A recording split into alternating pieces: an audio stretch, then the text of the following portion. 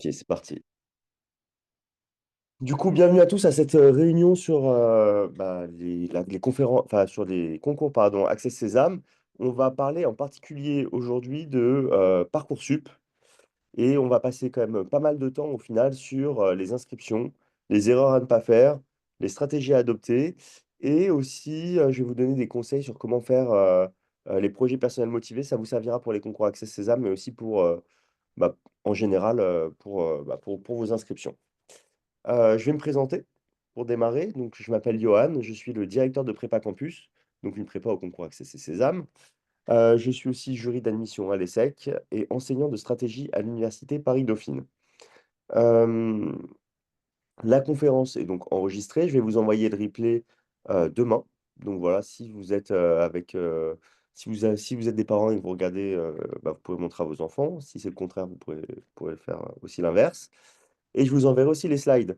La présentation vous sera envoyée et vous serez content de la recevoir normalement parce que pendant la présentation, je vais vous montrer des exemples de lettres de motivation, de projets personnels motivés que je vais commenter avec vous pour vous montrer ce qu'il faut faire et ce qu'il ne faut pas faire. Et donc, vous serez content d'avoir les modèles pour construire vos propres lettres de motivation plus tard. On va démarrer tout de suite, sans plus attendre. Donc, pour commencer, on va parler des concours. Je vais vous donner quand même pas mal d'informations générales sur les concours. On va reparler pardon, rapidement des différentes... Pardon, je suis malade comme tout le monde. Excusez-moi. On va parler... Je suis en train de m'étouffer.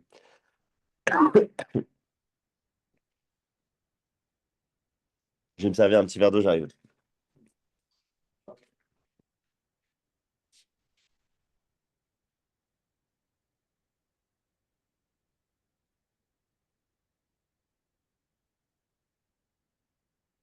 Ça va mieux.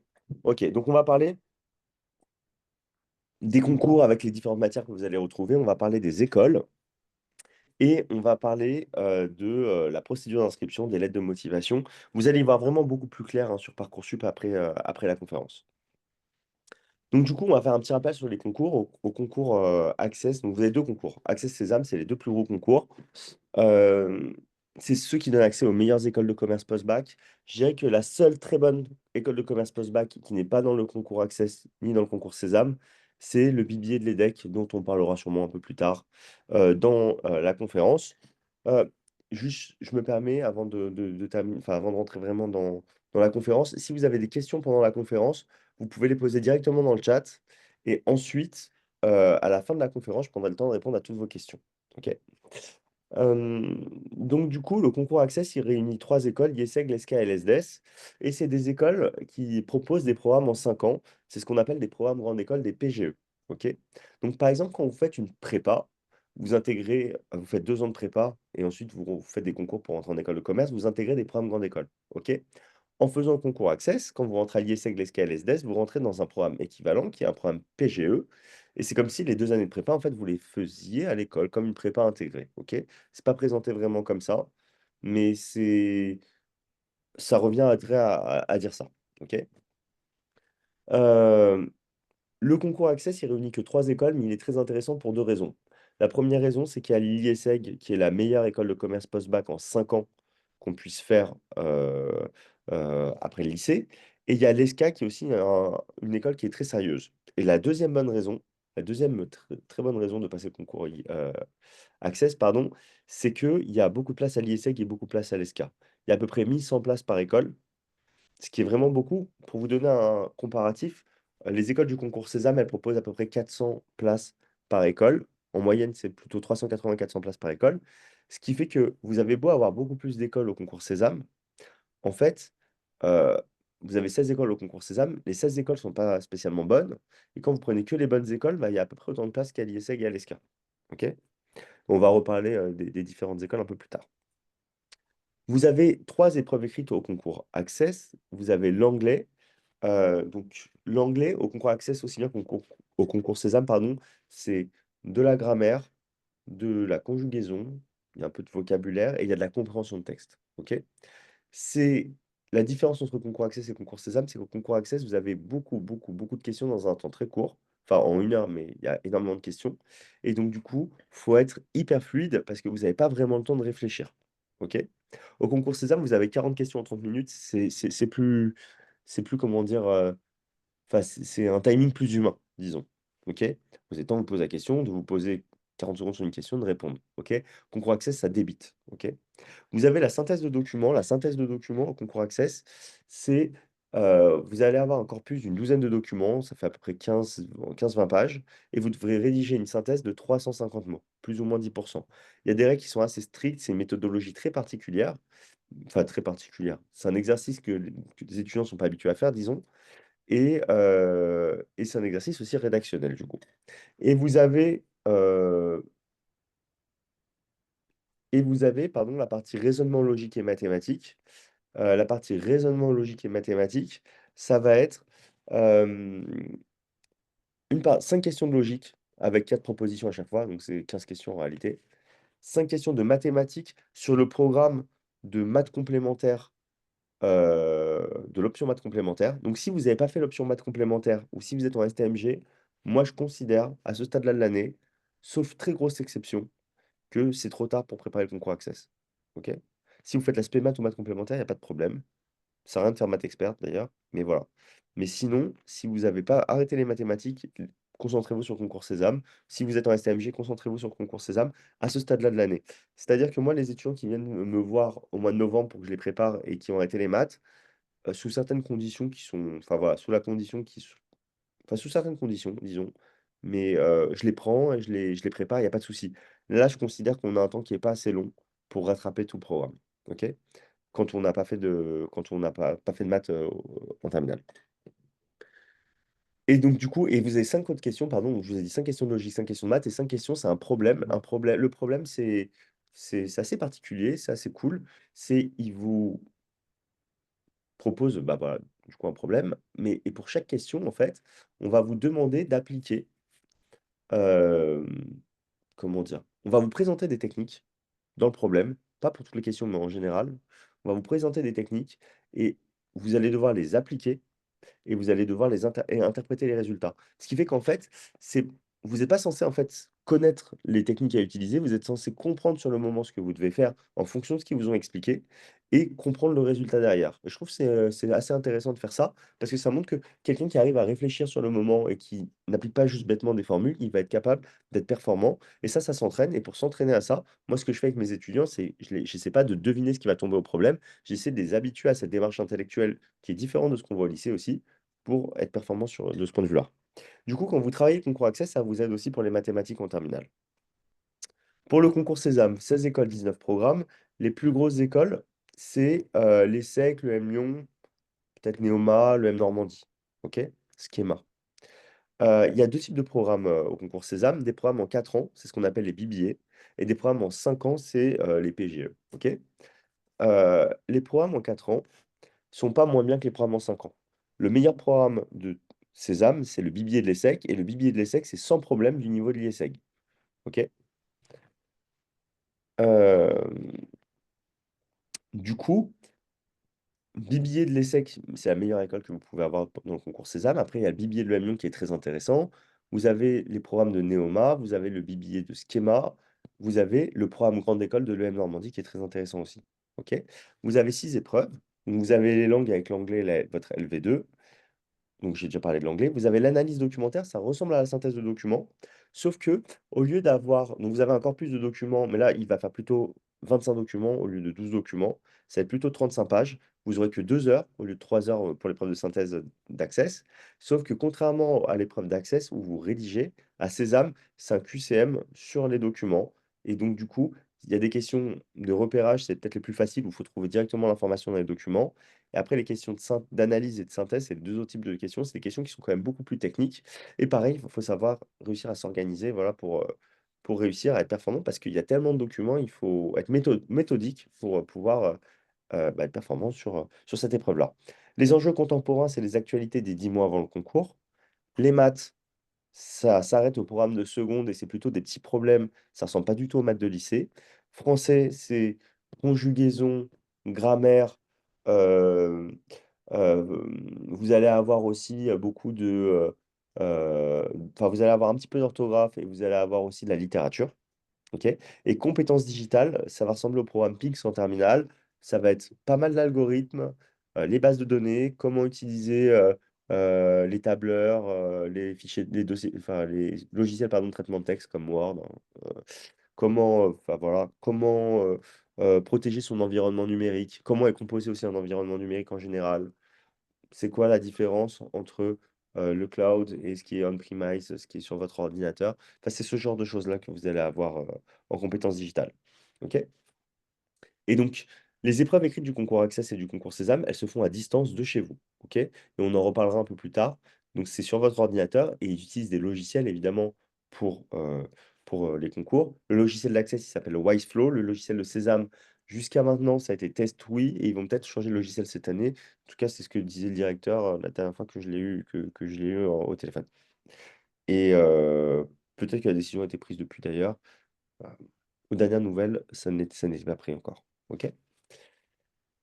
Du coup, quand on regarde un peu le classement des écoles de commerce post-bac, il faut regarder 2 classements. Le classement des programmes grande école en 5 ans et le classement des BBA en 4 ans.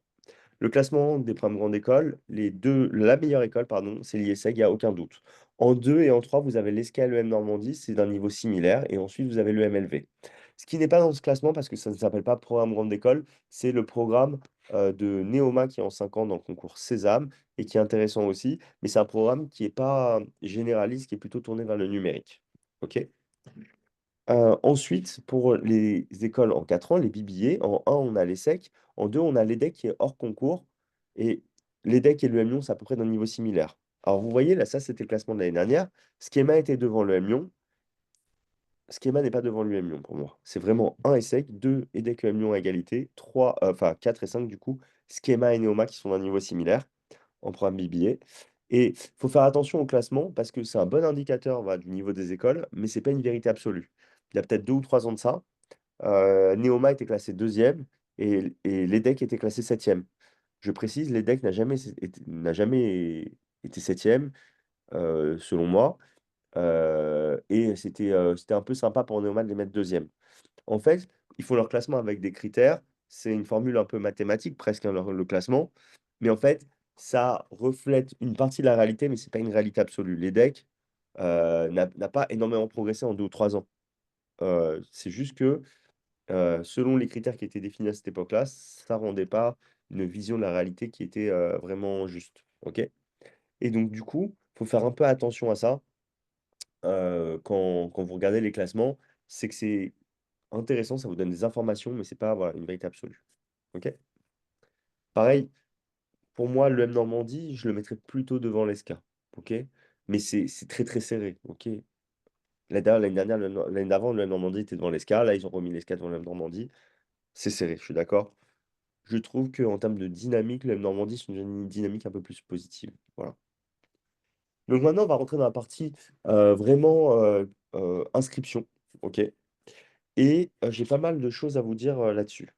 Donc la première chose, c'est que, Parcoursup a ouvert le 15 janvier et donc du coup, vous avez jusqu'au 13 mars pour faire vos inscriptions. En fait, vous avez jusqu'au 13 mars pour faire vos vœux, mais après le 13 mars, vous aurez encore la possibilité de compléter vos dossiers. Pas de rajouter des nouveaux vœux, mais compléter votre dossier.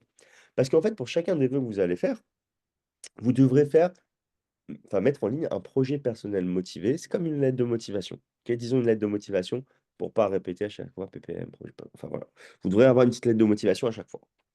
Et donc du coup, si vous rajoutez un vœu le 13 mars, bah, vous aurez encore jusqu'au 3 avril pour faire votre lettre de motivation. D'ailleurs, même si vous le mettez aujourd'hui, vous aurez jusqu'au 3 avril pour faire votre lettre de motivation. Par contre, pour faire vos vœux, ça s'arrêtera le 13 mars et ça, c'est important. OK? Hem, ensuite, du coup, du 14 mars au 3 avril, vous pouvez confirmer vos vœux sur Parcoursup. Juste une petite précision, enfin voilà, je le dis ici, hem, sur Parcoursup, dans votre dossier, il y a plusieurs informations qui vont être, en ligne. Il y aura vos notes, il y aura donc enfin vos bulletins, vos dossiers, il y aura, vos activités extrascolaires et il y aura et avec vos centres d'intérêt et il y aura vos lettres de motivation pour chacun de vos vœux. Donc si vous êtes dans une école publique ou privée sous contrat, c'est l'école qui mettra en ligne les dossiers. Si vous êtes dans une école privée hors contrat, ça sera à vous de uploader vos dossiers sur, Parcoursup. Autre information euh, que je voulais vous passer, assez importante, c'est que euh, vous avez 10 vœux sur Parcoursup. Le concours Sésame, c'est un vœu. Le concours Access, c'est un vœu. Les decks, c'est un vœu. OK? Euh, Quand vous allez mettre le concours Sésame, il y a 16 écoles, 19 programmes, et il y a je ne sais pas combien de campus, une cinquantaine. OK? Chaque campus, chaque école, c'est des sous-vœux. Par contre, bien que vous soyez limité à 20 sous-vœux sur Parcoursup, tous les sous-vœux de Sésame comptent comme zéro sous-vœux. Donc ça ne vous prendra pas de sous-vœux. OK? Pareil pour Access. Tous les sous-vœux d'Access ne vous comptent pas de sous-vœux. Donc, vous avez tout à fait la possibilité de vous inscrire aux 50 sous-vœux de Sésame, aux 50 sous-vœux d'Access. OK? Et la dernière chose que j'ai à vous dire, c'est que c'est bien, même si c'est optionnel, de remplir la partie centre d'intérêt. Le dossier au concours Sésame, il compte pas tant que ça. Pareil au concours Access. Il compte pas, enfin surtout au concours Access, pardon. Il compte pas tant que ça. La rubrique avec les centres d'intérêt et tout, elle est pas si importante que ça. Par contre, au moment des oraux, quand on est jury, on reçoit le dossier Parcoursup de l'étudiant avant de faire passer l'entretien. Donc les seules informations qu'on va avoir sur l'étudiant, ça va être son dossier Parcoursup. Et donc, c'est important qu'on ait quelque chose de propre, qu'on ait du contenu, parce que c'est sur ça qu'on va interroger l'étudiant. Et en fait, plus on a quelque chose de propre, plus ça va nous donner une bonne impression sur le profil de l'étudiant. Et donc déjà, si vous commencez avec un dossier avec des fautes d'orthographe partout, le truc il est rempli à la va-vite, il n'est pas structuré, bah, on va pas avoir super envie de vous mettre une bonne note. OK? Alors que si le truc il est nickel, au contraire, on va se dire ça c'est top, c'est bien fait. OK? Donc, c'est important dans ce sens-là. Le 15 mars, vous aurez la possibilité de tester la plateforme Sésame. Et après, ça sera pareil, il y aura deux dates pour la plateforme Access. Ces tests ils sont obligatoires. Si vous les ratez pour une raison X ou Y, en réalité, vous pourrez quand même passer les concours. Par contre, je vous invite vraiment, vraiment, vraiment à les faire. Ils vous ont bloqué 4 heures pour les tests. Honnêtement, ça vous prendra 30 minutes par concours. Pourquoi? Ils appellent ça concours blanc, OK? Concours blanc Sésame, concours blanc Access, c'est tout sauf des concours blancs. En fait, il y aura 3 exercices en anglais, 2 textes en synthèse, 2 exercices de maths, ça va super vite, OK? Le but, c'est vraiment de prendre en main la plateforme, de comprendre comment fonctionne la calculatrice, parce que vous avez une calculatrice intégrée dans les logiciels pour accéder Sésame avec des fonctions qui sont limitées, donc vous pourrez les tester.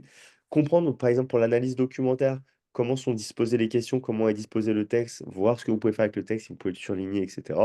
Voir comment ça fonctionne. Donc c'est vraiment à ça que ça sert. Vous n'avez pas de brouillon pour aucune des matières du concours Sésame. Même pas les maths, même pas l'analyse documentaire. Au concours Access, vous avez un brouillon par contre pour la synthèse et pour les mathématiques, brouillon papier. OK? Si je le précise. Donc c'est important de faire cette prise en main pour comprendre comment ça fonctionne. Et c'est important aussi de voir, de ne pas avoir de bugs en fait lors des tests et s'il y en a, de les détecter. Plusieurs choses à propos de ce que je viens de vous dire. L'année dernière, il y a eu beaucoup, beaucoup, beaucoup de bugs sur le concours Sésame avec la plateforme Testouille. C'est pour ça aussi que moi j'avais appelé le directeur pour lui demander de changer sa plateforme. OK? En lui disant, j'ai une centaine d'étudiants, j'ai 120 étudiants qui ont passé le concours Sésame. Il y en a 2 tiers qui ont recensé des bugs. Et donc, j'ai mené mon enquête auprès des étudiants, bien évidemment. On a obtenu réparation, d'ailleurs, parce qu'on a fait une action collective et on a obtenu réparation sur ceux qui ont eu des bugs. Et au final, ils n'ont pas été trop lésés, je dirais, ou pas été lésés. Mais c'était complètement inadmissible les conditions dans lesquelles se sont passés les concours. Ceux qui n'ont pas eu de bug, c'est ceux qui avaient mis à jour leur logiciel juste avant le concours. OK? Donc, pour ces et pour Access, ce que je vous invite à faire aussi, c'est à mettre à jour les logiciels TestWi et Wiseflow avant les concours, juste avant les concours, vérifiez que vous avez la dernière version. Autre information importante, les logiciels tournent mieux sous Windows que sous Mac. Si vous avez un Mac, c'est pas grave, mais il faut avoir Chrome. OK? Si vous utilisez autre chose que Chrome, ça marchera juste pas, ou ça sera des bugs de partout. Mais l'idéal, c'est de passer les concours sur un PC plutôt que sur un Mac si vous en avez la possibilité. OK. Une fois que ça a été dit, les épreuves écrites du concours Access, c'est le 10 avril. Pour le concours Sésame, c'est le 15 avril. J'avais mis le 11 sur la slide précédente, je me suis trompé, c'est le 10. OK? Le 11, c'était l'année dernière. J'ai pas, j'ai ra- Enfin, je me suis mélangé tout seul, en fait. C'est juste, c'est le 10. OK? Euh, du coup, 2 jours avant les épreuves écrites, il y aura la publication des grands admissibles au concours Access. C'est quoi les grands admissibles au concours Access? C'est les étudiants qui ont les meilleurs dossiers. Ils seront exempts. L'année dernière, c'était à peu près 5% des étudiants. En fait, c'est simple. L'année dernière, j'ai 80 étudiants à prépa qui passaient le concours Access. Il y a 5 étudiants qui ont été grands admissibles. Ils avaient tous au-dessus de 17 de moyenne, sauf un qui avait dans les 16-16,5. OK? Et j'ai eu des étudiants à plus de 17 de moyenne générale qui n'ont pas été grand admissibles. Et j'ai eu un étudiant du coup à 16,5 peut-être qui était grand admissible. Le fait de savoir si vous êtes grand admissible 2 jours avant, ça fait que vous êtes obligé de vous préparer au concours, aux épreuves écrites du concours, Access, parce qu'en fait, vous ne savez pas si vous allez être grand admissible. Vous saurez que 2 jours avant. Si vous l'êtes, magnifique. Et ben, toute la préparation, elle ne vous aura pas servi pour les épreuves écrites. Ça vous aura servi ça vous aidera, ça vous aura aidé pour le lycée, ça vous aidera pour quand vous serez dans le supérieur. Donc, c'est pas perdu. Mais au moins, vous êtes directement admissible aux oraux de l'IESEC, de l'ESCA et de l'ESDES. OK? Ce système-là, ils ont réfléchi à le mettre en place pour le concours Sésame, ils l'ont pas fait. Et donc, du coup, tout le monde doit passer les épreuves écrites. Au concours Sésame, les notes de dossier, elles peuvent compter jusqu'à 30%, jusqu'à 33% même. OK? C'est pour l'EM Lyon, 33%, pour l'ESSEC, c'est 30%. Après, il y a des très très bonnes écoles où le dossier compte pour 5 ou 10%. OK? Donc, ça veut dire que c'est pas plus une école, elle est bonne, plus, ou réputée, plus la note de dossier va être importante. Mais c'est que bah, certaines écoles vont mettre un coefficient sur le dossier qui va être plus important que pour d'autres. Si vous avez un dossier à moins de 14, c'est dur de rentrer à l'ESSEC. Si vous avez un dossier à moins de 11, c'est dur de rentrer à l'EM Lyon. Mais même avec un dossier à 11, si vous êtes très bon au concours, et c'est pour ça qu'on prépare les étudiants, c'est pour qu'ils soient très bons au concours, c'est pas impossible d'être pris à l'EM Lyon. Vraiment. OK? Pour l'ESSEC, c'est plus chaud. Mais c'est pas que les étudiants à l'EM Lyon sont pas bons, c'est pas ça, c'est que quand vous vous préparez, enfin nous, quand on prépare des étudiants, on fait des préparations super complètes, c'est pour qu'ils soient ultra performants le jour du concours. Et en étant ultra performant, vous allez dépasser mais plein de monde. OK? Et donc, du coup, vous pouvez viser plus haut que ce que vous pensez. Pour le concours Access, si vous n'êtes pas grand admissible, votre dossier ne changera pas grand-chose et tout va vraiment se jouer sur le concours. OK? Donc, 12 jours après les écrits, 14 jours pour Sésame, vous avez la publication des résultats des épreuves écrites. Et ensuite, les épreuves orales, elles commencent 2-3 jours après la publication des résultats des épreuves écrites pour chacun des concours. Donc pour Sésame, ça va commencer fin avril, pardon, plutôt début mai. Ça va commencer début mai. Pour Access, ça va être plutôt, bah, ça va être le 25 avril. OK? Quand vous allez savoir où vous êtes admissible, vous allez devoir choisir des créneaux pour vos entretiens. Imaginons que pour le concours Sésame, vous avez postulé à toutes les écoles, vous êtes admissible partout. Vous n'allez pas passer 16 entretiens dans 16 écoles. OK? Donc vous allez choisir les 4 ou 5 écoles où vous souhaitez passer des entretiens et vous devrez aller passer les entretiens là-bas. Si vous étudiez, si vous êtes dans un lycée français à l'étranger, j'ai beaucoup d'étudiants de l'étranger cette année, je ne sais pas pourquoi en particulier, mais peut-être une dizaine, vous pouvez passer les entretiens à distance. Pour les autres, il faut les passer dans une grande majorité des cas en présentiel, et donc ça implique parfois d'aller dans d'autres villes. Certaines écoles ont des campus dans plusieurs villes, et donc vous pouvez dire, bah, je suis parisien, je vais passer mon entretien sur le campus de Paris. Oui, dans l'idéal, sauf que, en fait, parfois, il y aura plus de place sur le campus que vous voulez pour passer les entretiens. Donc au moment où les résultats sont publiés, c'est un vrai shotgun pour avoir sa place à l'entretien où on veut. Enfin voilà, vous aurez forcément une place, mais ce ne sera pas forcément quand vous voulez et où vous voulez. OK? Pour les entretiens. Et donc, au moment des résultats, tous les ans, c'est la même chose. Pour Access et pour Sésame, leur site sature parce que tout le monde veut se connecter en même temps. Et donc, du coup, parfois, si les résultats ils tombent à, je sais pas, à 16 heures, parfois vous allez pouvoir les voir qu'à 22 heures. Et donc, parfois, il y aura déjà plus beaucoup de place. Vous aurez plus beaucoup de flexibilité sur quand faire choisir vos créneaux pour vos oraux. OK? Et donc, moi, mon conseil, c'est, du coup, quand vous postulez au concours Sésame ou au concours Access, même s'il n'y a qu'une seule école que vous voulez, mettez toutes les écoles, mettez tous les campus. Pourquoi? Imaginons, vous voulez les SEC et que les SEC. OK? Moi, je vous dis quand même, mettez toutes les écoles du concours Sésame parce que quand vous allez arriver sur Parcoursup, enfin pas sur Parcoursup, pardon, quand vous allez pouvoir voir les résultats de vos épreuves écrites, ça va bugger, machin et tout. À 23 heures, vous arrivez à vous connecter, vous pouvez prendre votre entretien pour les SEC. On vous propose que le 3 mai. Peut-être que vous seriez content d'avoir une école qui ne vous intéresse pas du tout et de pouvoir la positionner peut-être le 1er mai pour faire un petit essai Et comme ça, vous voyez en conditions réelles à quoi va ressembler un entretien. OK? Même si vous êtes préparé aux entretiens avec la prépa, etc., enfin, vous serez quand même content d'avoir un test en réel. OK? Donc, les autres écoles, mettez-les. Et au moment où vous avez les résultats pour les entretiens, au moment où vous choisissez des créneaux pour vos entretiens, là, vous faites le tri et vous dites, OK, finalement, bah, l'ESSEC, je peux passer mon entretien le 8 mai. Donc, j'ai pas besoin de mettre des écoles poubelles, entre guillemets. Enfin, c'est un peu dur de dire ça, mais bon. Entre guillemets, des écoles poubelles avant pour m'entraîner. OK? Je suis pas très fier du terme que je viens d'utiliser pour école poubelle. On va changer, on va dire des écoles de test. Voilà. OK? Pas d'école poubelle. Ça, c'est très dur de dire ça. C'est très très dur. C'est pas juste de dire ça. Il y a des écoles qui sont meilleures que d'autres, ça, c'est vrai, mais il n'y a pas d'école poubelle. Euh, et donc, du coup, une fois que vous avez passé vos entretiens, le 2 juin, pardon, sur Parcoursup, vous verrez les résultats des concours. Du coup, pour la procédure d'inscription, comment on fait? Il y a deux volets à faire en parallèle. Enfin, plutôt l'un après l'autre, mais semi-parallélisés. Tout d'abord, on s'inscrit sur Parcoursup au concours. Les inscriptions au concours, il faut les faire. Donc, inscription au concours Access, inscription au concours Sésame. C'est dans les formations sélectives de Parcoursup. Depuis tout à l'heure, je dis concours Access. Vous pouvez dire concours Accès. OK? C'est... On dit concours Accès normalement. J'ai toujours dit concours Access. Il y en a qui disent encore concours Access. On disait plutôt Access avant. Vous faites comme vous voulez, Accès ou Access. OK? Bref, excusez-moi.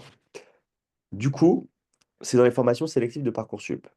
J'ai un étudiant, il y a 2 ans, qui m'a fait une erreur, qui fait que maintenant je fais cette conférence-là, euh, obligatoire pour les étudiants de la prépa. Il a fait, au lieu de s'inscrire au concours Access, il s'est inscrit à l'ISEC, il s'est inscrit à l'ESCA. Le pauvre, il s'est pas inscrit au concours, il s'est inscrit au bachelor. Il s'en est rendu compte, les bachelors, alors juste un petit aparté sur les bachelors, en France, on n'a pas de bons bachelors en 3 ans, on n'a pas de vraiment bons bachelors en 3 ans en post-bac. Le plus connu, le plus coté, c'est celui de l'ESCP. Et honnêtement, il est un peu surcoté, moi, je trouve. Je le trouve pas exceptionnel du tout. OK? C'est vrai qu'il est vraiment bilingue, très ouvert, enfin, très ouvert sur le monde, mais c'est pas le programme grande école de l'ESCP. L'ESCP, c'est une excellente école, un programme grande école, en bachelor, c'est très light. En tout cas, c'est les retours que j'ai de mes étudiants qui l'ont fait. Bref, fin de la parenthèse. Euh, du coup, le jour du concours Access, mon étudiant, il m'a appelé et il me dit, Johan, je trouve pas ma convocation, je sais pas où je dois me connecter, etc. Je lui dis, je comprends pas, t'as pas reçu le mail du concours, etc. On regarde ensemble. Je lui dis, va sur Parcoursup, t'as postulé à quoi? Et il me dit, et là, il regarde, il réalise bachelor. Pour César, heureusement, il s'était pas trompé. Il a eu l'ESSEC, hein. C'est un très bon étudiant. Il a eu le billet de l'ESSEC au final. Il était très content. Il a été à l'ESSEC. Mais quand même, le stress, imaginez le stress. À l'époque, c'était, je crois, le 14 et le 14 et 15 janvier ou 13 et 14 janvier. Enfin, c'était 2 jours consécutifs. Donc le 13, c'était Access. Le 14, c'était Sésame. Il a été stressé pendant toute sa journée d'Access. Il arrive à Sésame. Il fallait réussir à se concentrer. Il a réussi, tant mieux. OK? Donc, vous mettez Access et dans vos sous-vœux d'Access, vous mettez l'IESEG, l'ESCA, l'ESDES avec tous les campus. Pareil pour Sésame. OK?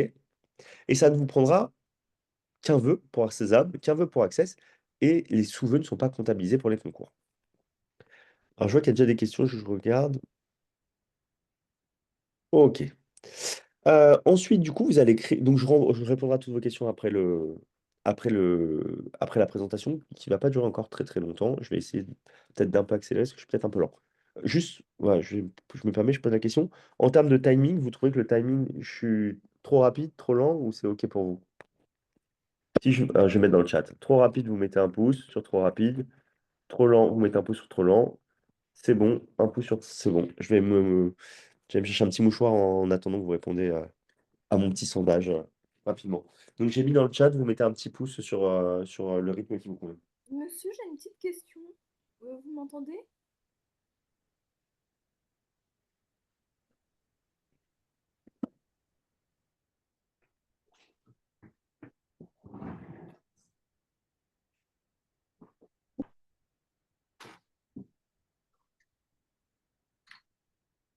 Ok. Il y en a qui ont dit un peu rapide, mais bon, en général, j'ai beaucoup de c'est bon. Du coup, je vais plutôt garder ce rythme-là. Mais je réponds, si j'étais trop vite sur certains points, juste reposez-moi les questions.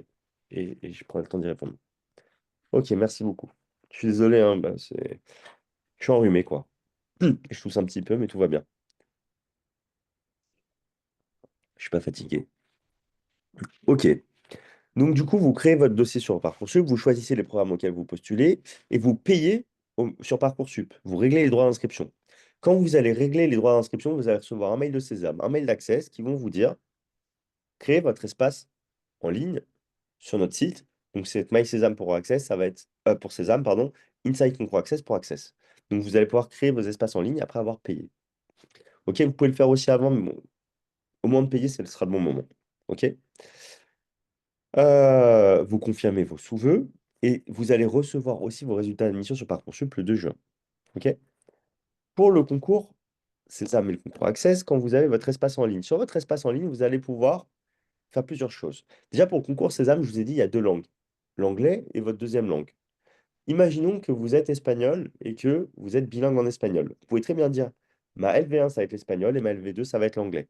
Vous allez avoir le même test d'anglais que les autres, sauf que l'espagnol va avoir un coefficient plus important et l'anglais un coefficient plus faible. OK? Vous allez pouvoir télécharger votre convocation. Vous allez aussi pouvoir avoir toutes les informations sur les tests que vous ferez en ligne, les fameux concours blancs, entre guillemets. Et c'est sur les espaces de Sésame et d'Access que vous allez consulter vos résultats aux épreuves écrites et que vous allez pouvoir prendre rendez-vous pour les oraux. OK? Si vous avez un tiers-temps, si vous avez des aménagements, vous avez le droit à votre tiers-temps et à ces aménagements pendant les concours. Pour ça, il faut, un, faire la déclaration sur Parcoursup et deux, prévenir les concours. Donc, le meilleur moyen pour prévenir les concours, c'est vous appeler, en fait, et ils vont vous donner l'adresse mail à laquelle vous devez envoyer les informations sur le tiers-temps. Ils vont vous dire tout ce que vous devez faire exactement, et vous le faites. Et vous allez avoir le droit à votre aménagement. Et juste pour information, il faut le faire avant le 13 mars. Faites-le vraiment avant le 13 mars, parce que l'année dernière, c'était, je sais plus si c'était le jour ou la veille, ou 2 jours avant, de la fermeture des inscriptions sur Parcoursup. Je crois que c'était le jour de la fermeture des inscriptions. Pas le jour où, comment dire, on arrête les lettres de motivation, et cetera. C'est le moment où on arrête vraiment la partie inscription. OK? Donc c'est pas le moment où on arrête de compléter le dossier. Donc là, cette année, c'est le 13 mars. Dans le doute, prenez une sécurité, faites-le un peu avant. OK? Mais en tout cas, vous aurez le droit à ces aménagements. Et donc, du coup, pour le concours, vous allez devoir écrire donc faire, pardon, vous aurez une partie qui va être vos centres d'intérêt. Il faut vraiment la remplir, hein, mettre le maximum d'informations dedans. Et vous allez devoir faire vos lettres de motivation dont je vous ai parlé avant. C'est une lettre de motivation pour le concours Accès, une lettre de motivation pour le concours Sésame. Et c'est pas une lettre par école, du coup. Donc c'est une lettre qui va être commune aux différentes écoles. Donc ça va être une lettre de 1500 caractères maximum. C'est très court. C'est une quinzaine de lignes. OK? C'est une petite quinzaine de lignes. Les documents, le document, donc c'est le projet personnel motivé, il va vous servir à vraiment montrer votre projet personnel, montrer pourquoi vous avez besoin de faire une école de commerce et expliquer en quoi les écoles de Sésame ou d'Access vous conviendront en particulier.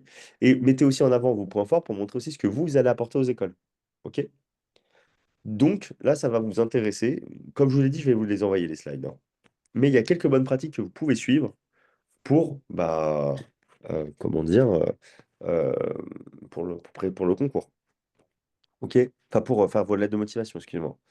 Donc, la première bonne pratique, c'est se présenter en une phrase. Vous faites une phrase de présentation. Vous dites en gros, bonjour, je m'appelle Johan, je suis en terminale SP Maths et SES et je souhaiterais faire une école de commerce car j'ai pour projet de travailler plus tard dans le marketing. J'en sais rien. OK? Ensuite, vous pouvez présenter votre projet professionnel et expliquer pourquoi vous avez besoin de faire une école de commerce. En effet, je souhaiterais travailler dans le marketing parce que je suis quelqu'un de plutôt créatif, je fais de la peinture, du machin, etc. J'ai aussi des très bonnes, je suis quelqu'un voilà, avec des très bonnes compétences en termes de communication, je sais pas. Euh, je me comporte comme un leader en groupe, je suis le capitaine de mon équipe de foot, enfin, j'en sais rien, ok? En gros, vous expliquez pourquoi, vous présentez votre projet et vous expliquez pourquoi vous avez besoin d'une école. Et ensuite, vous allez expliquer pourquoi les écoles du concours Sésame ou du concours Access, ça répond vraiment à vos besoins. OK? Et à la fin, il faut aussi que vous parliez de ce que vous allez apporter à l'école. Donc, c'est bien aussi de dire euh, ce qui vous différencie des autres candidats, quelles sont les activités que vous avez en dehors de l'école, les projets que vous avez déjà menés, enfin quelques mots dessus. Et en gros, vous pouvez aussi dire comment vous allez vous investir dans l'école, dans les sports ou alors même dans l'associatif. OK? Et vous faites une petite phrase de conclusion. OK? Donc, ça fait à peu près une phrase, trois phrases, trois phrases, trois phrases, une phrase. C'est à peu près ça, hein, pour faire 1500 mots, 1500 caractères. Ça sera peut-être 1, 4, 4, 3, 1, peut-être ça passera. Ou 2, 3, 3, 2, enfin voilà. Mais en tout cas, c'est à peu près ça. Ne faites pas, déjà, enfin quelques conseils, faites des phrases courtes. Quand vous donnez une de vos qualités, euh, mettez toujours un exemple qui va avec, OK? Ce sera toujours plus parlant. Dire, j'ai l'esprit d'équipe, ça m'intéresse. Enfin voilà, OK, c'est bien, super. Ou je suis quelqu'un de très, je sais pas moi,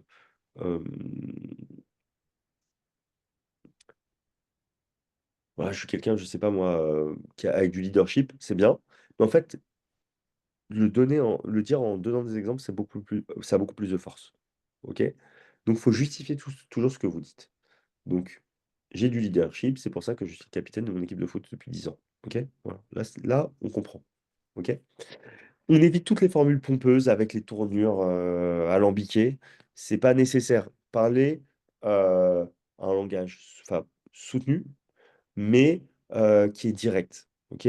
Parce que vous n'avez pas les caractères pour des grandes formules. On n'est pas là pour ça. On veut de l'efficacité, en fait. OK?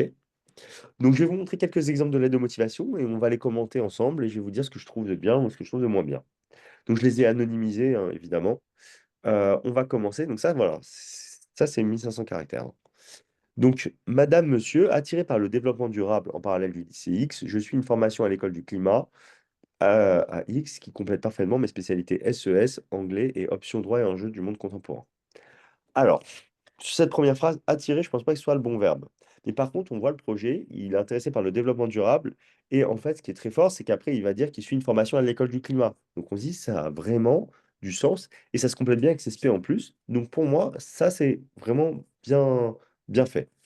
Je souhaite intégrer une école de commerce, convaincu que l'économie et l'écologie vont de pair et que les technologies utilisées à bon escient, que la technologie utilisée à bon escient permettra de réconcilier les deux. Il ne peut pas y avoir d'entreprise gagnante dans un monde perdant.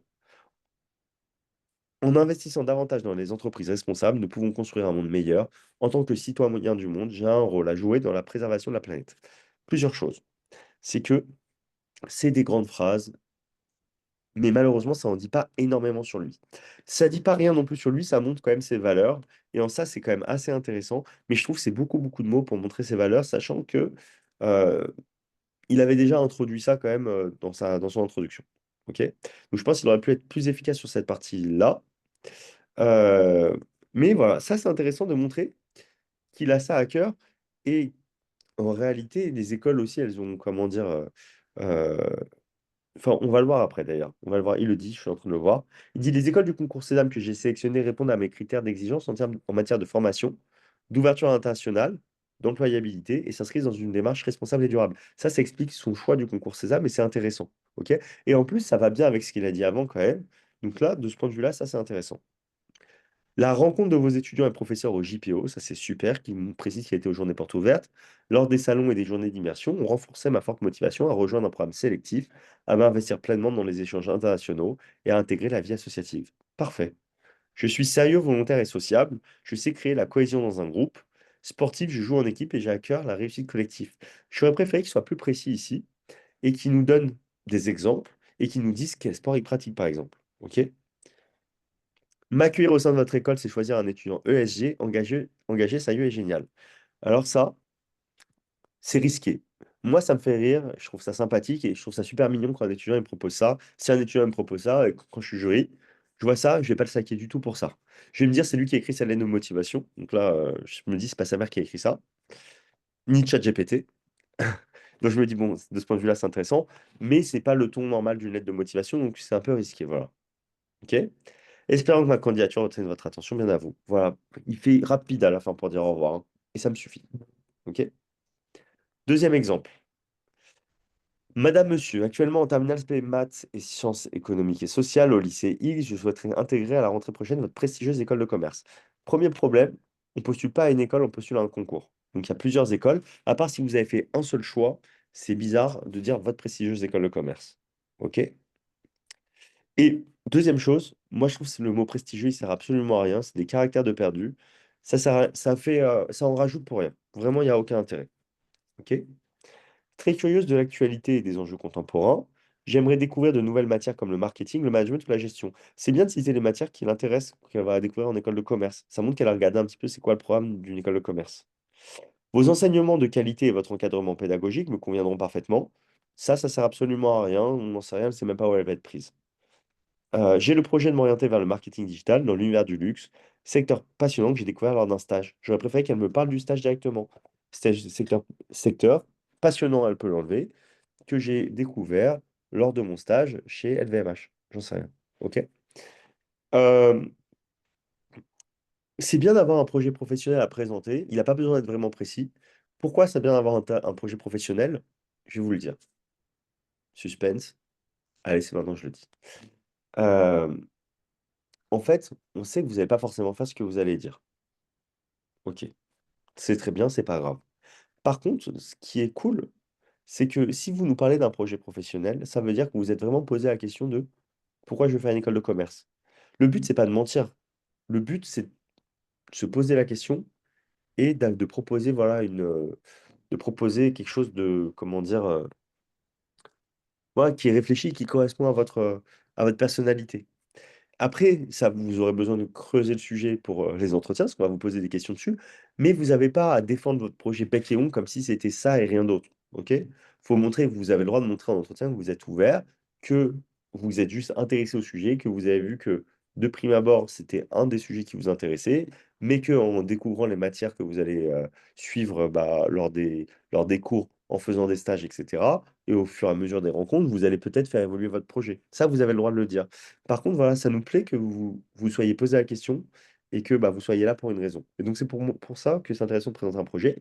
Et après, vous avez une contrainte de 1500 caractères. Donc, vous ne pouvez pas présenter 10 000 choses. Vous pouvez présenter une chose bien. Vous pouvez présenter qu'une seule chose bien. Donc, c'est bien, voilà, de dire quelque chose de présenter voilà, un seul projet fixe et pas dire je veux faire de la finance, de l'entrepreneuriat ou du marketing. C'est trop large. Parce que après, pour défendre ça en 3 phrases, ça va être compliqué. OK? Alors que si vous vous présentez à un seul truc, bah, vous pouvez le défendre plus facilement. Fin de l'intervention, du coup, on retourne dans l'aide de motivation. Élève sérieuse, volontaire et ambitieuse, je m'adapte très facilement à mon environnement et je suis prête à m'investir avec assiduité dans cette formation d'excellence. Ça manque un peu d'exemple. OK? Je souhaite évoluer vers une carrière à l'international car j'ai la chance d'être trilingue. Ça, c'est excellent. On est très content de savoir qu'elle est trilingue. Ça va vraiment nous intriguer. OK? Je sais que vous offrez de belles opportunités. C'est pas le bon terme, c'est pas le bon langage. Et en plus, enfin voilà, il y a plusieurs écoles. De belles opportunités de partir réaliser des stages à l'étranger ou étudier en partenariat avec des écoles, des universités renommées. Juste, c'est très bien, c'est bien d'en parler de l'étranger. Faites attention quand même, et elle l'a fait, hein, mais de aussi parler des cours que vous aurez dans votre vraie école. Parce que parler que de l'étranger, parfois on a l'impression que les étudiants, ils ont envie d'être à l'étranger pendant toutes leurs études. Donc on se dit, quand est-ce qu'ils ont envie d'être chez nous, en fait? La vie associative de votre école est riche et variée. Je souhaite y participer activement, notamment dans le domaine de la mode qui me passionne. J'aimerais beaucoup organiser un défilé au sein de l'école. Elle montre ce qu'elle pourrait apporter à l'école.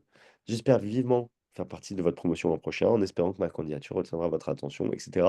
Un peu long à la fin, mais bon, pourquoi pas, si elle avait la place, elle peut le dire. Et enfin, dernière lettre de motivation. Élève de terminale au lycée X, section euro, anglais, option maths et SVT. Mes amis et mes proches disent de moi que je suis de nature entreprenante, positive et bienveillante. Non, ça c'est non. C'est je suis, à la limite, de nature entreprenante, positive et bienveillante. Mais soyez assertif, c'est-à-dire soyez sûr de vous, montrez que vous savez qui vous êtes. OK? Euh, mes amis et mes proches disent de moi, c'est trop de mots pour rien. Et ça ne vous met pas en valeur. Je suis à la fois rationnelle, organisée et créative. J'aime concevoir et réaliser et je suis passionné par la mode. Ça, j'aime bien parce qu'en fait, on voit vraiment le lien entre ses qualités et son projet perso. Et elle nous dit qu'elle aime concevoir, donc il y a quelque chose derrière. J'ai vécu X années en Asie et voyager dans plus de 15 pays sur tous les continents. Faut pas avoir l'air pédant, mais en réalité, moi, je trouve ça hyper intéressant qu'elle ait vécu à l'étranger. Surtout qu'après, elle le dit, ses expériences internationales et découvertes m'ont ouvert aux cultures, aux langues et aux autres. Elles sont pour moi une source d'inspiration dans mes activités, notamment créatives, le travail en groupe et mes relations aux autres. Et là, c'est très bien vendu. On voit ses qualités, on voit ce que ça lui apporte le voyage, on voit que c'est quelqu'un qui a cette ouverture d'esprit qui plaît tellement aux écoles de commerce et qui est importante aussi. Mon projet s'appuie sur ma personnalité, mes goûts et mes expériences. C'est-à-dire, je sais ce que je veux faire, intégrer une école de commerce avec une réelle forte ouverture internationale et des options marketing variées. Aujourd'hui bilingue anglais, mon objectif est de travailler à l'international dans le business, dans le domaine du business marketing, plutôt du marketing, je pense, on peut dire, dans le secteur de la mode et du luxe. Ou du luxe, et ou du luxe, et du luxe. Ok. Donc ça, c'est intéressant parce qu'il y a de la contenance quand même, hein. Après, m'être consciencieusement documenté et avoir échangé avec élèves et enseignants, salon, plaquettes web, JPO, etc., très bien. Les écoles du concours Access correspondent parfaitement à mes attentes pour construire et réaliser mon projet. English Track, machin, ça c'est précis, c'est bien, hein. Ok.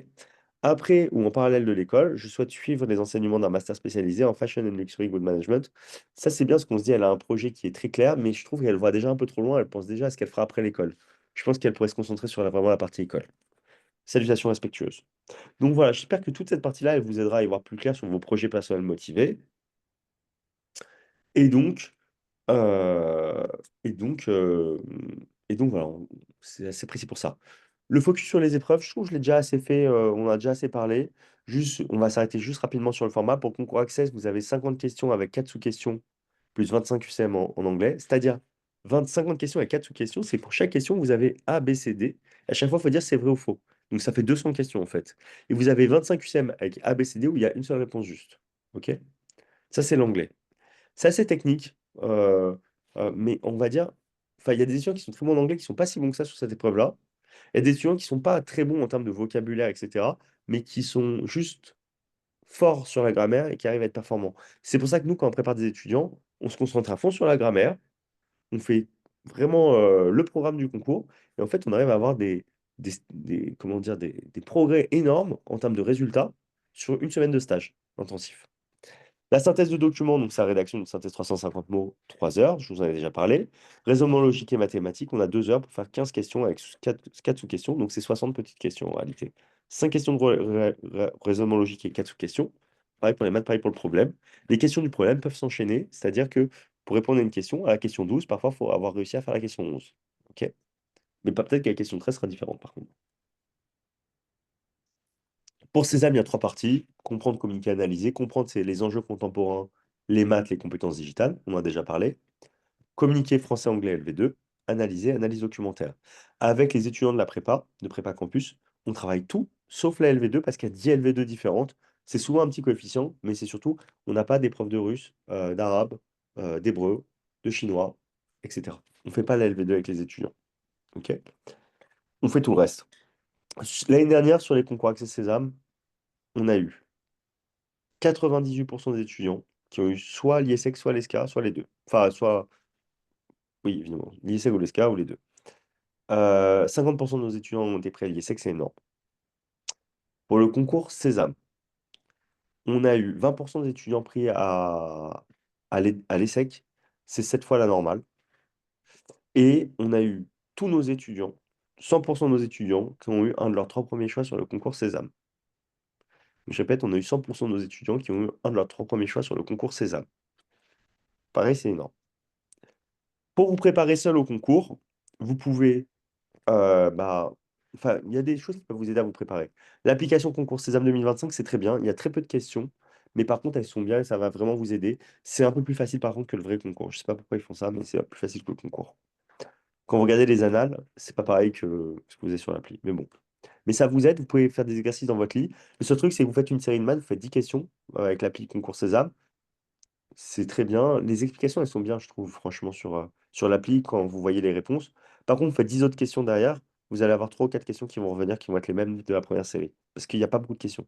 OK? Vous pouvez faire les annales du site Access. Pareil, vous pouvez les télécharger en ligne, les annales du site Access. Faites attention, le programme en maths, il a changé en 2020 ou 2021. Ce qui fait qu'avant 2010, enfin, 2018, 2019, etc., il y a des questions qui sont plus au programme. Mais sinon, Je vous invite à essayer de les faire, les annales. Vous allez voir si vous avez trouvé ça très très dur. C'est normal, sans préparation, c'est très dur. OK? Donc, vaut mieux les faire quand vous êtes vraiment préparé. Vous avez des livres aussi pour vous aider. Moi, ce que je préfère, c'est le grand manuel du concours Sésame, le grand manuel du concours Access. Le problème, enfin, la partie cours, elle est très bien. Enfin, elle est très bien. Dans certaines matières, elle est bien. Mais par contre, en termes de questions, c'est plus du tout à jour. Vraiment, c'est un peu hors sujet. Mais il y a quelques questions qui sont voilà, dans le thème, mais il y a plein de questions qui sont hors thème. Donc, c'est un support, mais c'est pas exceptionnel. Vous pouvez suivre des comptes Insta aussi, ça peut vous aider. Euh, pour l'anglais, BBC Learning English, pardon, je trouve ça vraiment bien. Vous allez apprendre des choses qui vont vraiment vous aider pour les concours. Et en plus, vous pouvez faire ça dans votre lit en détente, tranquillement le soir avant de vous coucher. Pour les actualités, il y a Hugo Décrypte, je trouve que c'est vraiment pas mal. Il y a L'Heure du Monde aussi, le podcast qui peut être bien. Tous les jours, vous allez avoir accès aux infos et vraiment, vous allez couvrir une très très grosse partie du concours hein, pour Sésame et pour les enjeux contemporains. Pour le raisonnement, alors, sur l'Insta de Prépa Campus, il y a pas mal de techniques que vous pouvez revoir et donc vous pouvez vous entraîner un petit peu avec ça. Je mets plus d'exercices en ligne parce que, parce que j'aime pas les réseaux sociaux. Comment dire? J'aime pas passer trop de temps sur les réseaux sociaux. Ça demande beaucoup d'investissement en temps pour faire quelque chose de quali. Donc je l'ai fait dans le passé, j'ai mis beaucoup d'exercices, beaucoup de techniques, etc. Mais en fait, si on veut vraiment être impliqué dans ces réseaux sociaux, ça prend beaucoup de temps. Donc j'ai arrêté de poster des nouveaux exercices, ouais, j'avoue. Mais en fait, il y a d'autres choses sur lesquelles on peut se concentrer qui sont, je pense, plus importantes que les réseaux sociaux. Enfin, peut-être pas d'un point de vue marketing, mais d'un point de vue qualité. Et enfin, il y a Ed Academy. Alors, plus que la Insta, c'est la chaîne YouTube qui est intéressante. Ils font pas du tout spécialement les concours Access Sésame, mais par contre, c'est deux frères, des profs de maths qui expliquent super bien. Et il y a des techniques parfois qu'on peut vraiment réutiliser pour les concours. Donc, moi, j'aime bien. Et enfin, il y a du contenu réservé. En fait, on a une plateforme pour Access et pour Sésame, la prépa, avec des vidéos de cours sur tous les thèmes de cours. Donc, par exemple, en maths, vous aurez la géométrie, les fonctions, le calcul, etc. Des vidéos de cours qui expliquent tout ce qui est au programme. Et ensuite, pour chaque vidéo de cours, on a trois fiches d'exercice. Et pour chaque fiche d'exercice, on va avoir, enfin, ça va être entre un et 6 fiches d'exercice. Entre 2 et 6 fiches d'exercice plutôt à chaque fois. Et on va avoir à chaque fois, du coup, par exemple, pour Sam, c'est une dizaine d'exercices à chaque fois par fiche, avec une correction PDF où vous avez juste les bonnes réponses et une correction vidéo qui est séquencée avec question 1, 2, 3, jusqu'à 10. Et vous pouvez aller regarder bah, juste là où vous avez eu faux, la correction vidéo avec les explications détaillées. Vous avez des fiches de révision aussi pour les différentes matières. Et vous avez des sujets complets aussi qui sont corrigés évidemment pour vous entraîner. Pour le coup, si vous avez accès à la plateforme, vous avez tout ce qu'il faut pour vous entraîner, vous avez besoin de rien d'autre. Euh, je dirais que c'est bien quand même l'application Concours Sésame ou les annales du site Access en complément parce que c'est les exercices du concours, c'est toujours intéressant de les faire. Mais sinon, franchement, pas de livre, enfin, vous avez besoin de rien d'autre en fait. Hein. Vous faites ça. Juste pour vous dire, pardon, en revenant sur ça, la plateforme, vous y avez accès que si vous êtes inscrit à la prépa. Tous les étudiants de la prépa ont accès à la plateforme. Les seuls étudiants qui peuvent y avoir accès pour un coût très réduit, c'est 300 euros par concours ou 400 euros si vous faites les deux concours, c'est les étudiants boursiers. En fait, il y a, comment dire, un réel, très net avantage à être préparé avec une prépa, bien évidemment. Et donc, pour rétablir un peu d'équité, j'ai pas trouvé d'autre solution, en fait, que de donner l'accès à la plateforme à un coût vraiment limité pour les étudiants qui sont boursiers.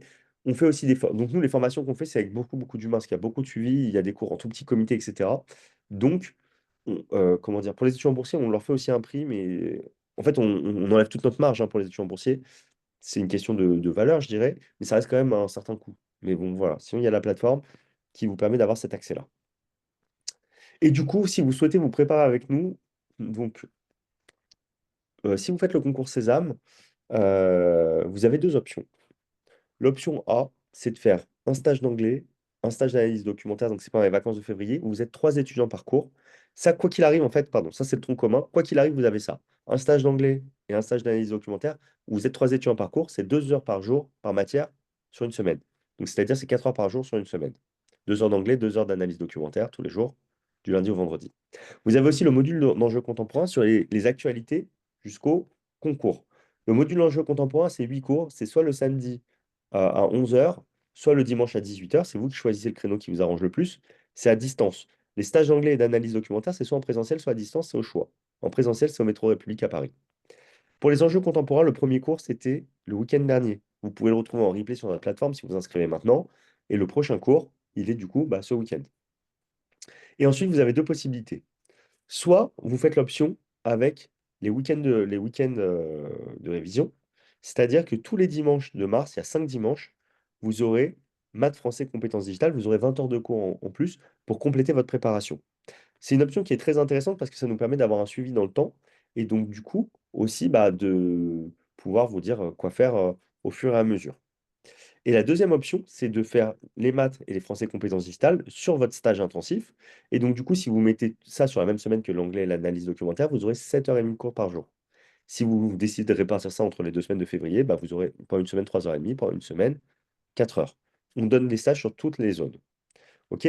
Pour Access, ça fonctionne de la même manière, sauf qu'il n'y a pas les enjeux contemporains. C'est pour ça que c'est un petit peu moins cher. Et quand vous faites Access et Sésame, vous avez du coup 3 modules de stage, les enjeux contemporains. Et ensuite, au lieu d'avoir des cours des cours le week-end, juste le matin, vous avez matin et après-midi, vous avez 6 heures de cours par jour pendant, pendant tous les week-ends de mars, du coup, et c'est les samedis. Donc Access, c'est le samedi, Sésame, c'est le dimanche. Si vous faites juste Sésame ou juste Access, vous avez cours juste le matin, les week-ends avec l'option A, et vous avez un stage seulement en demi-journée pour Sésame et pour Access. Si vous faites Access plus Sésame, vous allez avoir 6 heures de stage par jour pendant une semaine, plus tous les samedis, vous aurez cours jusqu'à 16h30. Voilà. Pendant les stages intensifs, vous êtes 2 ou 3 étudiants par cours selon les matières. OK? Après le stage, j'envoie un débriefing complet aux étudiants et aux parents pour leur dire comment ça s'est passé et comment ils peuvent s'améliorer jusqu'au concours. Et évidemment, je leur conseille les exercices à faire sur la plateforme qu'ils veulent, enfin sur notre plateforme, pardon, pour qu'ils puissent progresser jusqu'au concours. Je vous propose aussi de prendre un rendez-vous avec moi si vous voulez en discuter au téléphone, en plus du débriefing détaillé. Si vous ne comprenez pas quelque chose en mathématiques, on peut vous prendre même en individuel, surtout pour ceux qui font les cours hebdo. Je peux vous prendre en individuel gratuitement pour vous expliquer ce que vous n'avez pas compris. OK? Et c'est partie du suivi. On corrige aussi toutes vos lettres de motivation pour Parcoursup. On vous conseille sur les écoles, etc. C'est avec moi que vous serez directement en contact pour ce genre de choses-là. OK? Moi, dans la prépa, je donne juste des cours de mathématiques, hein. Et je fais le suivi avec les étudiants, je corrige les lettres Parcoursup et je vous conseille sur les écoles. Et c'est admissible ou remboursé, c'est-à-dire que si vous mettez au moins 5 écoles pour Sésame ou les 3 écoles d'Access, si vous êtes admissible nulle part, on vous rembourse la totalité de votre préparation. Et donc, ça, c'est ce que pensent nos étudiants de nous. On a 97 avis sur Google, ça fait 6 ans qu'on existe, c'est la sixième année. On a préparé 130 étudiants au concours Access Sésame l'année dernière. 130 étudiants.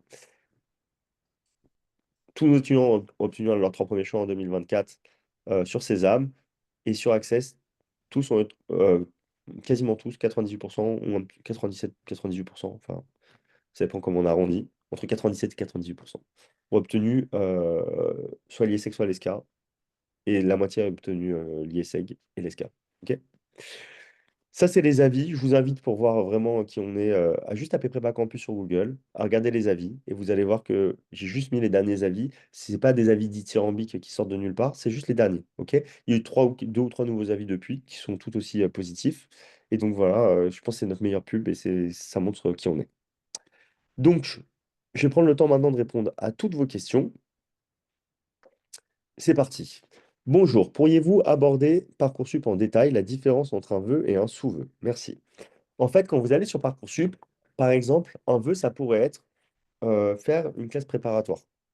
OK? Donc, les classes, les CPGE. OK? Un sous-vœu, ça va être les différentes prépas auxquelles vous postulez. OK? Donc, vous dites, je vais postuler à Stanislas, je vais postuler à, je sais pas moi, à Louis le Grand, à Henri IV, etc. Bon, si vous êtes excellent. OK? Ça, c'est des sous-vœux. OK? Donc, c'est la différence. Le concours Sésame, c'est un vœu. Les écoles, ça va être les sous-vœux. Par contre, vous n'êtes pas limité sur vos sous pour les concours. C'est Sésame Access. Ça, c'est cool. Pour s'inscrire au concours sur Parcoursup, il faut d'abord choisir l'école et Parcoursup proposera obligatoirement le concours ou l'inverse. Non, on choisit le concours, ça je l'ai expliqué. Pouvez-vous détailler la procédure d'inscription Parcoursup hors école de commerce, s'il vous plaît? Alors Yasmine, le sujet, c'est quand même les écoles de commerce. Donc je vous propose qu'on reste là-dessus, mais ça fonctionne de la même manière hein, que ce que je vous expliquais. OK? J'avais une petite question, Yann. Merci pour la réponse. La différence entre un vœu et un sous-vœu, est-ce que vous pouvez m'apporter plus de détails sur ça, s'il vous plaît? Alors ouais, donc c'est ce que je vous expliquais juste avant. En gros, un vœu, ça va être par exemple, je veux faire une prépa, ça c'est un vœu. OK? Les D'accord. sous-vœux, c'est les différentes prépas auxquelles vous postulez. Et Donc, si, par prépa, exemple, c'est un vœu. ouais, Et dire je vais à telle prépa, telle prépa, telle prépa, telle prépa, ça vous prend des sous-vœux, ça. ok. Et par exemple, si je veux faire 6 licences et une prépa, ce sera que des vœux. Alors, pour les licences, j'ai un doute. Je sais pas si toutes les licences, elles vont aller dans le même sous-vœu ou pas. Je suis pas retourné sur Parcoursup là. Mais en gros, si vous voulez, pour les prépas, ça, je suis sûr de ce que je vous dis que une prépa, prendra un vœu quoi qu'il arrive. Et je pense que chaque licence vous prend un vœu aussi. Mais je suis pas Oui, sûr et certain, il faudra vérifier. oui, Nathalie a répondu, merci d'ailleurs. Ok. OK? Et une autre question qui concerne un peu toutes les formations. À l'égard du calendrier, est-ce que un lycéen qui postule le premier jour, qui émet ses vœux, a plus de chances d'être accepté là où il postule que s'il le Mm. fait au dernier Non, moment? ça changera rien. Ok, Ça changera rien du tout. d'accord. Si vous pouvez prendre votre temps. OK? Merci. Julie demande, du coup, bonjour, faut-il... de rien, il n'y a pas de problème. Avec plaisir. Bonsoir. Donc, du coup, Julie demande, faut-il faire des lettres de motivation différentes pour chaque école? Non, c'est une lettre par vœu. OK? Quel tarif les concours? Alors, ça a un peu augmenté, je crois, cette année. On est autour de à peu près 350 € pour Sésame, il me semble. Et on est à 250 pour Access. 240, je crois que c'est 345, 245. Avant, c'était 195 et 295, je crois que c'est un peu augmenté. Juste pour vous dire, il ne faut pas que vous ayez peur du tarif des concours. Alors là, on va faire un petit point là-dessus. Un point tarif, c'est important. N'ayez pas peur du tarif des concours. Pourquoi? Parce que quand vous serez en école, c'est 10 000 € par an. OK? Pour financer votre formation. Alors, quelle que soit l'école, hein, c'est à peu près 10 000 € par an. C'est entre 10 et 12 000 € souvent. Donc, pour financer votre formation, vous avez plusieurs possibilités. Le prêt, enfin, soit payer, vous payez, soit le prêt étudiant, soit la bourse. Le prêt étudiant, c'est-à-dire que vous empruntez à un taux qui est très faible et vous remboursez après vos études. Il y a la bourse pour les boursiers. Et il y a sinon l'alternance qui peut financer une partie de vos études. Je vous recommande vraiment ça. Vous pouvez faire 2 ans d'alternance quand vous êtes en école de commerce, en général, dans quasiment toutes les écoles. Et quand vous faites 2 ans d'alternance, en gros, on vous rembourse, enfin, l'entreprise, pardon, dans laquelle vous êtes en alternance, va payer les 2 années de scolarité. On va payer 12 000 € pour les 2 années. Donc, souvent, c'est les 2 dernières années. Ils vont payer 2 fois 12 000 €. Et en plus, vous êtes payé, vous avez un salaire pendant 2 ans. Même quand vous êtes en école, vous avez un salaire. Je vais vous donner un exemple. Quand moi, j'étais étudiant, j'étais à l'ESSEC, j'ai fait une alternance chez HPE, Hewlett Packard Enterprise. À l'époque, moi, j'étais en programme grande école. Dans mon alternance, il y avait 3 autres alternants qui avaient un poste similaire au mien, c'était 3 BBA. On était payé la même chose, on était payé 1 600 € par mois. On a passé 12 mois en entreprise, 12 mois à l'école, on a été payé pendant 24 mois et ils nous ont payé toute notre école. C'est hyper rentable l'alternance. Et donc du coup, quelle que soit l'école que vous allez faire, vous allez payer 10 000 à 12 000 € par mois. Donc autant payer pour une vraiment bonne école. Donc je sais que la prépa, c'est un certain coût, c'est un investissement, mais voyez-le vraiment comme un investissement. Vous allez payer 1 500 € de prépa ou 2 000 € de prépa, enfin, je sais pas combien, ça dépend de la prépa que vous faites, ça dépend des concours que vous faites. Vous allez payer peut-être 2 000 € de prépa, sauf que si vous arrivez dans une école qui est significativement meilleur, les salaires à la sortie seront aussi significativement meilleurs, les opportunités professionnelles seront significativement meilleures. Donc, c'est un investissement qui vaut le coup. Si vous êtes prêt à mettre 50 000 € dans l'école, autant que ce soit dans la meilleure école possible. Bon, après, c'est évidemment, j'ai intérêt à dire ça. C'est mon métier de faire des préparations, mais c'est vrai. OK? Du coup, quelles langues sont possibles en LV2? Audrey, pour le concours Sésame, au concours Accès, c'est pas de la LV2, hein. Mais en gros, vous pouvez regarder la liste hein, sur le concours Sésame, vous avez toutes les langues un peu classiques, c'est-à-dire portugais, espagnol, italien, euh, allemand, arabe, hébreu, je crois qu'il y a chinois, russe. Je me souviens pas des 2 dernières. Faut regarder. OK? Le lycée ne doit-il pas rester anonyme dans les lettres de motivation? Je pense que vous avez le droit de le dire, non? Je crois pas. Je crois pas. Pas que je sache. En tout cas, les étudiants, ils les posent comme ça, les lettres de motivation, donc je pense qu'il n'y a pas de problème. Donc l'ERSA a posé exactement la même question, a reposé la question sur... Ah bah non, là, c'était deux fois la même question, donc j'ai déjà répondu. Faut-il passer par une classe prépa pour présenter ces deux concours? Non, ces deux concours, Audrey se prépare pendant votre année de terminale. C'est une alternative à la prépa, justement. Ok? C'est une alternative à la prépa.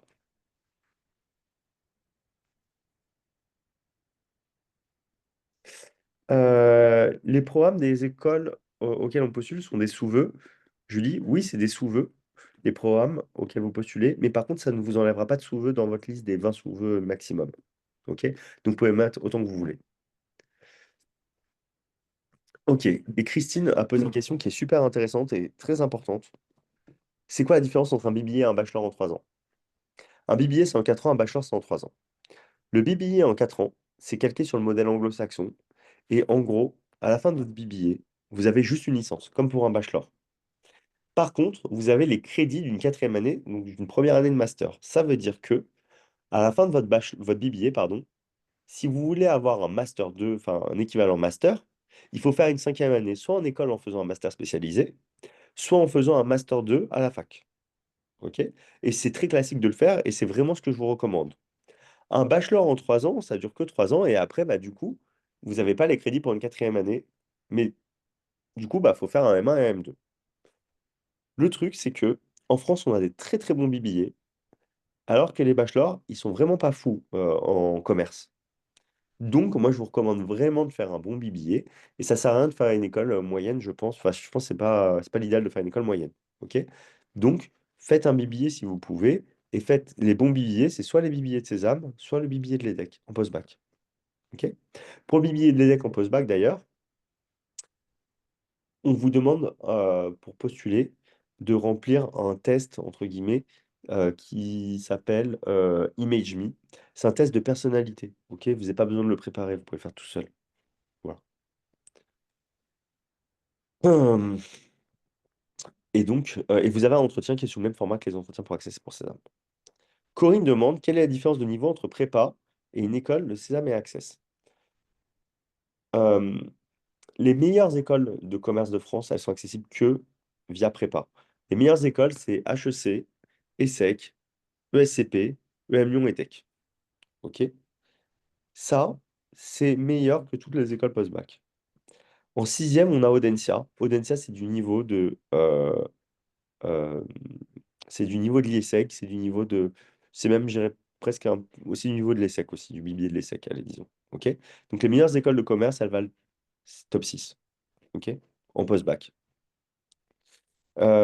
Après, en termes de charge de travail, préparer les concours Access ou Sésame, ça va vous demander pour un concours à peu près, enfin vous avez vu la charge de travail, allez, sur 2 mois, vous allez travailler 4-5 heures par semaine, voilà, ça va être ça. Ok? La charge. Quand vous faites une prépa, c'est sur 2 ans, vous allez travailler du matin au soir. Et en fait, la prépa, c'est pas fait pour tous les étudiants. Il y a des étudiants qui vont vraiment apprécier la prépa et trouver que c'est très stimulant intellectuellement. Il y en a d'autres, ils vont se sentir enfermés, ils vont déprimer. Ok?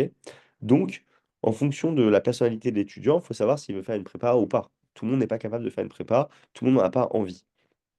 Et donc, le niveau des étudiants qui passent les concours est hyper hétérogène, en fait, pour les concours Cédam et Access. On a des étudiants à 10 de moyenne ou à 11 de moyenne, ils vont normalement pas aller dans les meilleures écoles, et on a des étudiants qui sont à 18 de moyenne. Ok? Évidemment, si un étudiant il vient me voir, il a 16 de moyenne générale, bah, on va viser l'IESEG et l'ESSEC. Ok? À la limite, le M Lyon aussi, peut-être. Mais on va viser le top 1, en fait.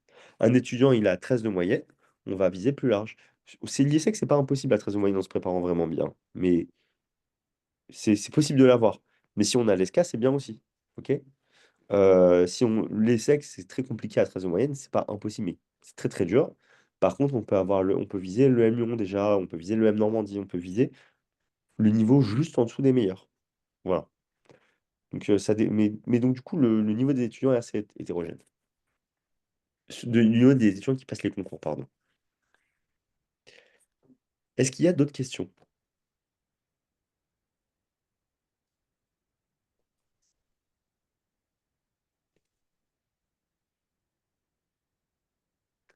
Alors, du coup, la différence. Ah oui, autre question de Corinne. Quelle est la différence entre prépa plus EM Lyon et Sésame EM Lyon?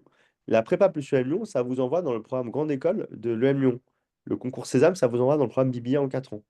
Donc, c'est un peu le petit frère du programme Grande École. Et le petit frère, c'est un très bon petit frère qui a un bon niveau, mais c'est pas aussi fort que le programme Grande École. Ok?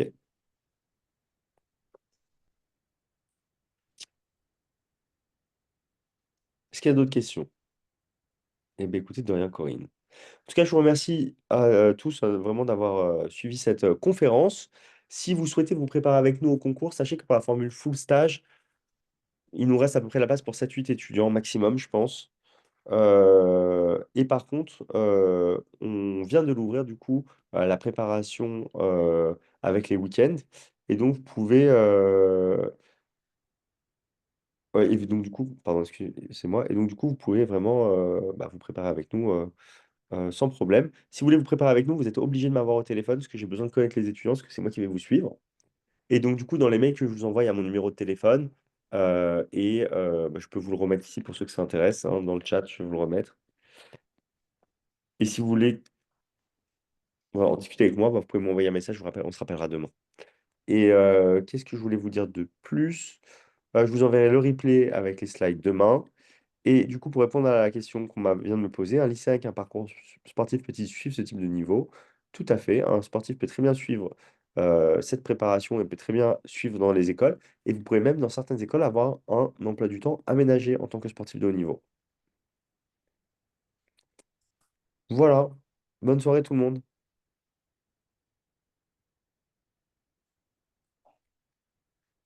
Au revoir. Merci pour votre participation. Voilà, je pense que ça vous a plu.